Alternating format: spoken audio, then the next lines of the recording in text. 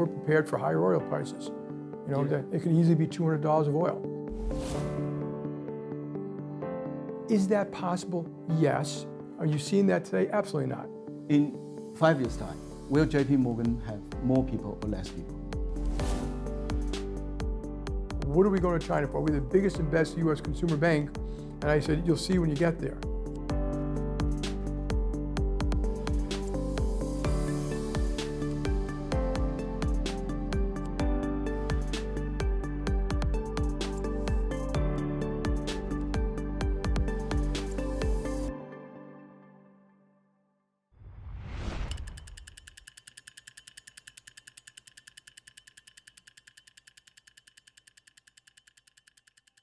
杰米·戴蒙被认为是华尔街最重要的银行家，他06年成为了JP Morgan 的 CEO，至今20年。有一本书写他叫 The Last Standing Man， 也就是说是华尔街最后站着的那个人。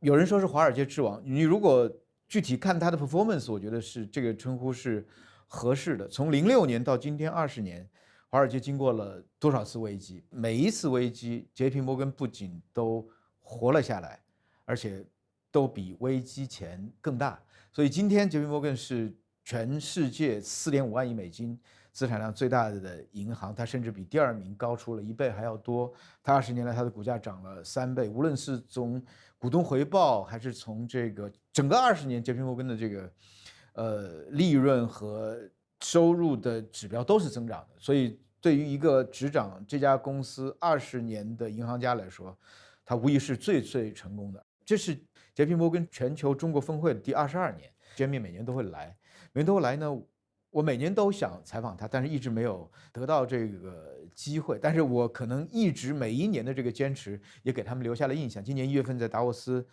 他们 JP Morgan 的一个 party 上，我碰到了他，跟他说了一下这件事情。后来再经过一些努力，所以今年终于有了这次采访。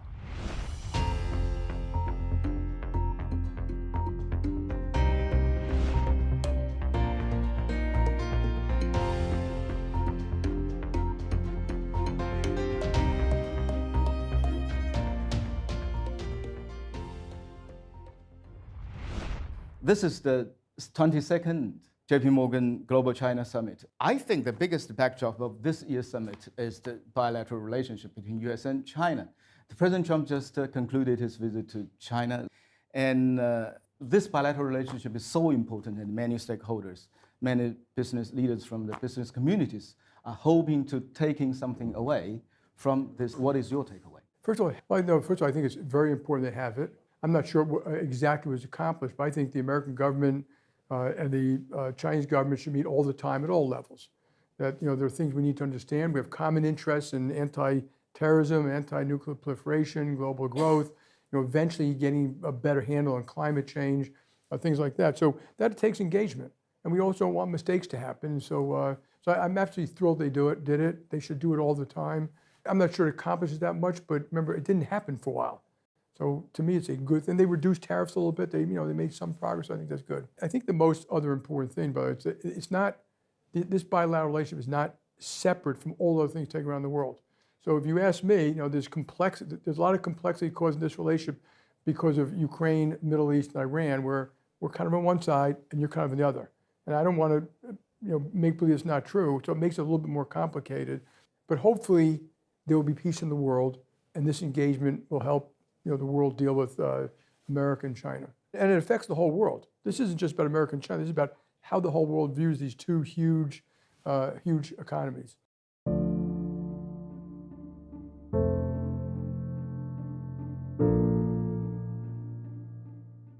Jamie, we're living in a very complicated world, a lot of risks, Ukraine, Iran, the disrupted supply chain, and in your mind, what are top 3 risks that we are facing now? Well, I think it's that.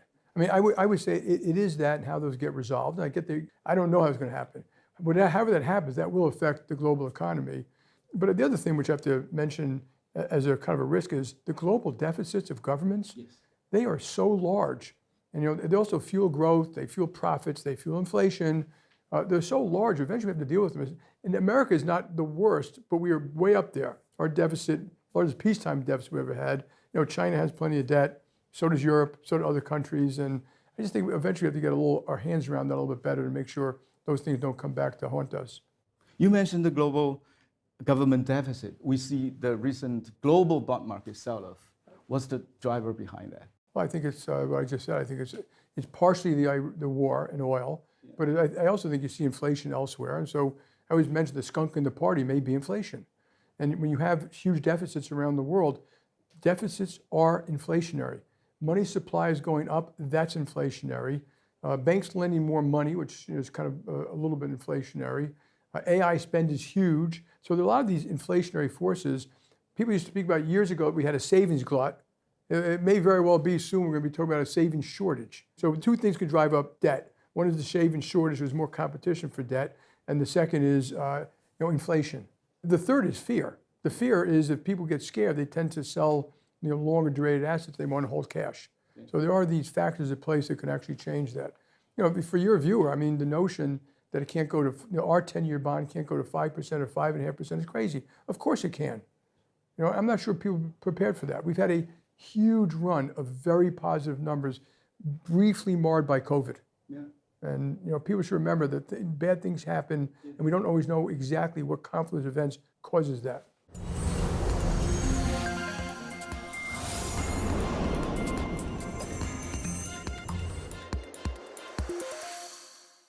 So I always mention the skunk in the party may be inflation.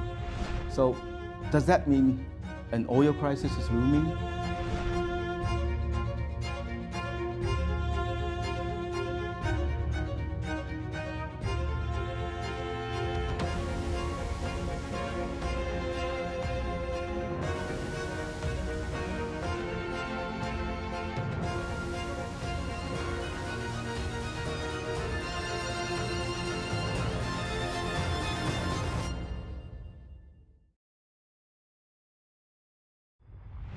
And in your shareholder letter, you highlight that Iran war is a source of potential oil shocks and the persistent inflation. How significant do you think this risk to the global economy? Well, it's pretty significant if it continues. So like every day it gets a little bit worse because global inventories are being drawn down.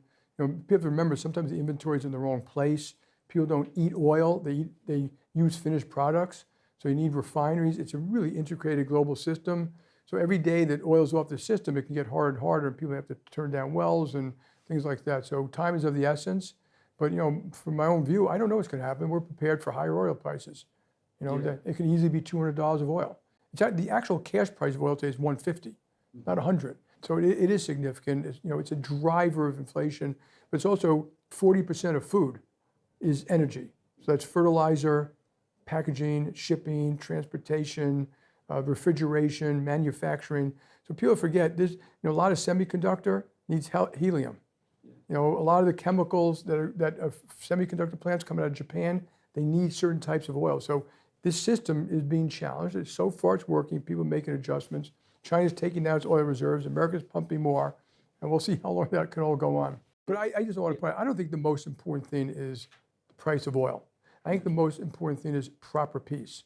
Yeah. Proper peace does not mean something that is really bad for the Straits of Hormuz or nuclear weapons in Iran. Yeah. I think that will lead to nuclear proliferation all around China, all around Latin America, all around the Mideast. I think that puts mankind in a very precarious position. The IEA warned last week that the global oil inventory is being depleted at a record pace. Yeah. So does that mean an oil crisis is looming?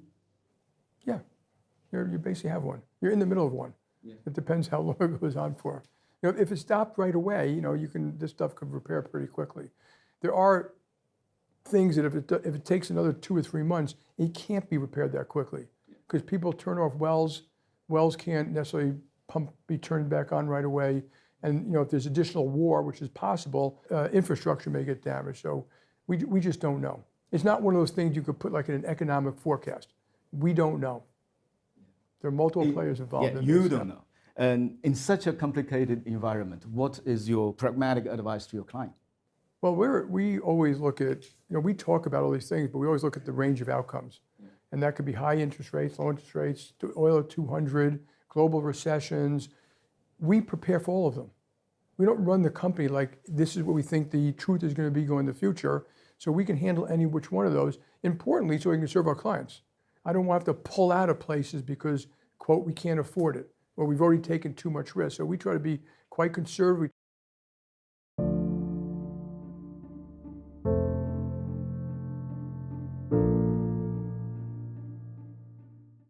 AI is advancing very rapidly, and recently we've seen more and more layoffs across major industries, major companies. So how significant do you think job displacement will be? So let me separate the two. AI is real. It's going to cure cancers. Your kids will live to 100 without a lot of the diseases we had. Cars will be safer. Life will be better. It will be an unbelievable type of thing. What you're talking about is if it's implemented too fast and that society can't adjust and create jobs. Yes. Like if you look at other technologies, it took 10 years or 20 years. So the society kept on, it was able to adjust to that. If it happens too fast, will lead to too many layoffs. Is that possible? Yes. Are you seeing that today? Absolutely not. The announcements you're seeing today are a drop in the bucket. And then very often they're ascribed to AI. They have nothing to do with AI. They probably just hire too many people. But I do think AI is going to be affecting jobs. And as it gets deployed, and it's getting stronger and stronger. So for most of us, we're going to try to redeploy our people. We'll just move people from this job to that job. A little retraining, a little reskilling, maybe move them to a different country. We'll hire different types of people. We still need talented people calling clients and handle things. Some jobs get more productive. Some jobs will be eliminated. It's not quite clear. I think for society, that we should be prepared. We should be prepared. I'm not saying it's going to happen, but preparation is a smart thing. And that preparation has got to be local. So we know there can be tons of jobs in AI, in cyber, in advanced manufacturing, in welding. We know that. So I just think local schools and local governments should be prepared to train the kids in the skills that they know will be needed when they graduate. High schools and community colleges and colleges. I do think it's doable. I think government should be thinking about it today. Let me put my question in this way. Jamie, in 5 years' time, will JP Morgan have more people or less people? Probably less, but if you look at our numbers, we're still growing because we're expanding in cities. But I think in general, at one point, you'll probably see it start to come down a bit. But remember, we also have 10% attrition a year. So if I did nothing and stopped hiring, it would come down 30,000 a year. So I'm pretty comfortable we'll be able to take care of our people, which we feel is our responsibility. Society has a slightly different issue. In the AI era, some human capital is no longer economically justified. The human capital is no longer economically justified because AI can do the job faster and cheaper. So as a business leader, how to balance productivity gains with long-term human value? Yeah, I look at it a little differently. We are going to deploy AI to do a good job for our clients. That's our job. If I start having that conversation in my company, the bureaucracy, it'll be endless analysis. We are going to deploy AI to serve our clients, okay, and to help our employees. We are also prepared to redeploy them and retrain them. That's what we're going to do, and we're completely comfortable we'll get that right. 那这次对话当中，你印象最深刻的部分问题是哪些？我没有问太多的，就是市场短期的一些看法和风险，因为我觉得像 Jamie 这样的人，他是能够带领 JP Morgan 穿越这么多周期的人，穿越这么多危机的人，一定是有远见的。这个世界可能都面临一些可能很深刻的变化，比如说人工智能。人工智能的冲击，我们每个人现在都能够切身的感受到，很多人的工作因此而受到了威胁。所以我更想知道的是，他怎么样看待人工智能这样一个冲击未来所带来的影响？我也觉得他今天谈到的，我也觉得很有意思。也就是说 ，reskill people， 也就是说，在人工智能的时代，给这些员工重新赋予技能，让他们在今天的时代还是能够生存下去。因为从经济上来说，这是不划算的嘛。但是从长期来说，人有尊严，人有价值，你的长期的价值怎么去保留，怎么去尊重？我觉得 Jamie 他们有自己的答案。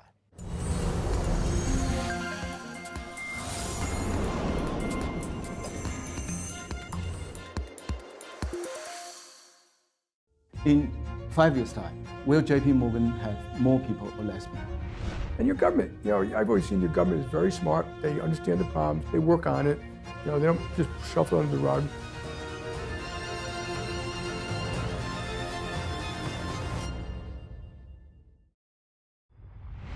So let's talk something about China, Jamie. China, on the macro level, China faced some challenges: the property sector, deleveraging, the economic rebalancing, the consumer sentiment issues. But at the micro level, many international investors see a lot of opportunities because China is a very innovative economy: EV, renewables, advanced manufacturing. So how do you frankly assess the challenges at the macro level and the opportunities at the micro level? Yeah. Well, to start with micro first, it is extraordinary. I mean, no one, I talk to business people all the time who come here, and in robotics, advanced manufacturing, all types of machine tool equipment, cars, it's extraordinary. And the Chinese people would be applauded. That's a great, wonderful thing, creates a lot of competition for us, never being against competition. But the macro, I think you already pointed out, all countries have macro challenges. So, China has done a great job. I mentioned how it's grown over 20 years, but it does have issues about, how much is consumption. I think to have a consumer-led society, you may have to do other things here, like better retirement, things that make people more comfortable to spend their money. There has been misallocation of capital here, mostly in real estate and somewhat with, all these local, I don't know, you call them banks or local institutions. And your government, I've always seen your government is very smart. They understand the problems. They work on it. They don't just shuffle it under the rug. But misallocation of capital is a bad idea. It's going to become harder and harder for the government to determine capital allocation as this economy gets bigger and global. I think engagement with America is important. Managing trade is important. So, and like you said, you have a lot of debt too. All those things are going to be important for the future. You mean at the macro level, our government is doing the right thing? They are on the right path? I'm saying they have the right issues in front of them. I'm not sure they've done the right thing on the consumer side. But they've been talking about it for a long time and it hasn't happened. So exports are still very large, less to the United States, very large elsewhere. This is not new, by the way. This is historical. This happened many times before. And as the world grew, the trade became a contentious issue. But I'm saying they know the issue. That is quite clear. And they want to develop their own country, and they want more consumer here.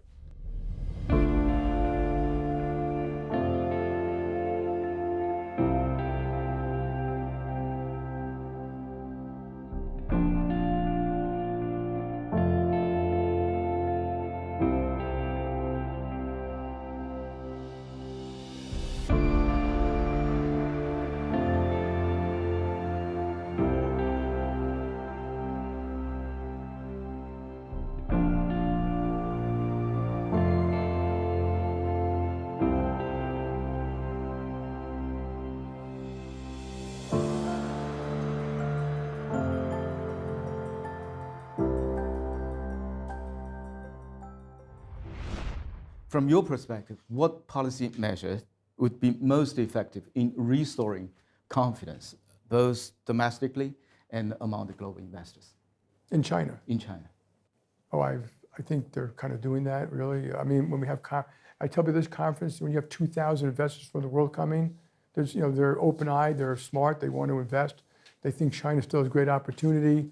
The China's GDP per person is $15,000 or $20,000 versus America's 80,000. So there's huge growth opportunity, depending on how you measure it.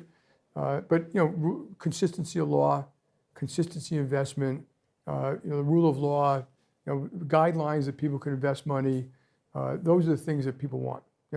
Money goes to where it's, what do they say? Money goes to where it can earn a good return, and it goes to where it's welcome, and it stays to where it's taken care of. And so, and there's still quite a bit of foreign direct investment coming here. Yeah.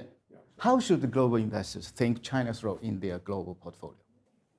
Well, I think if you are a global investor, I don't think you have to be global investors. I mean, you're fine being just American investor.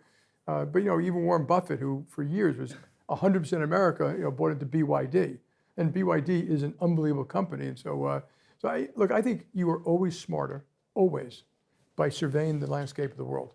So whatever industry you're in, if you come here, you're going to learn a lot about how they do differently. In fact, 12 years ago, I took 2 airplanes full of JP Morgan consumer banking executives. I sent them to China. And they said, what are we going to China for? We're the biggest and best US consumer bank. And I said, you'll see when you get there. And I hooked them up with Alibaba, Pinksen, WeChat. Yeah. And your eyes open. I mean, they were doing things that we hadn't imagined in the digital world and the payments world and the super apps. I remember coming back and we did a huge presentation on super apps and how they're doing things. And so you always learn. So if I was an investor, to keep myself smart, I'd be surveying the landscape always. And then if you see an opportunity in China, I invest in it.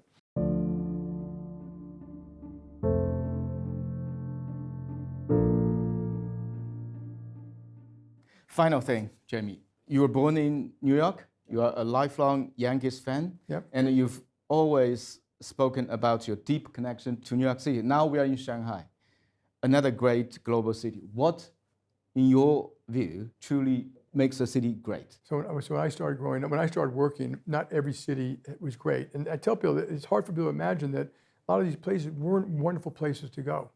You know, and including cities in the United States and cities around the world. Now they're all like, you can go to anywhere, Hong Kong, Nashville, Shanghai, Austin, Dallas, food and arts and huge innovation. Like innovation is almost everywhere.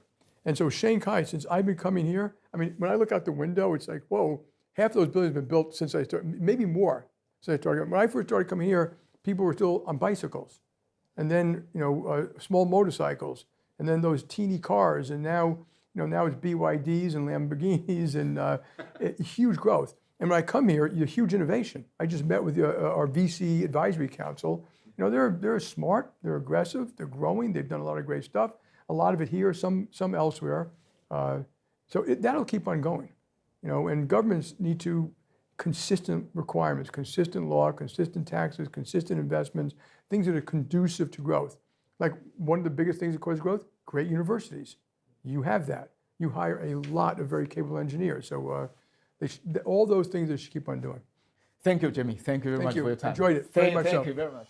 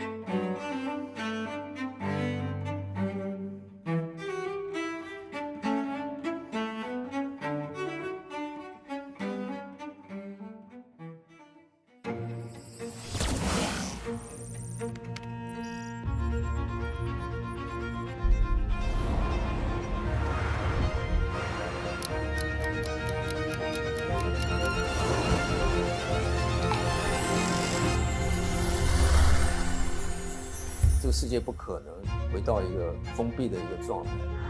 人民币国际化的这个进程和步伐应该怎样呢？Do you have any recommendations? I don't think China should make the first move. You think that is the right thing to do? Doing the right thing doesn't mean that everything is going to work every year. 你不必成为一个经济学家，但是需要像一个经济学家一样来思考。其实帮企业就是帮国家。工业革命以来最大的一次迁移。恐惧比利剑更伤人，信心比黄金更宝贵。悲观者赢得当下，乐观者赢得未来。把记录中国经济这件事情共同把它做好。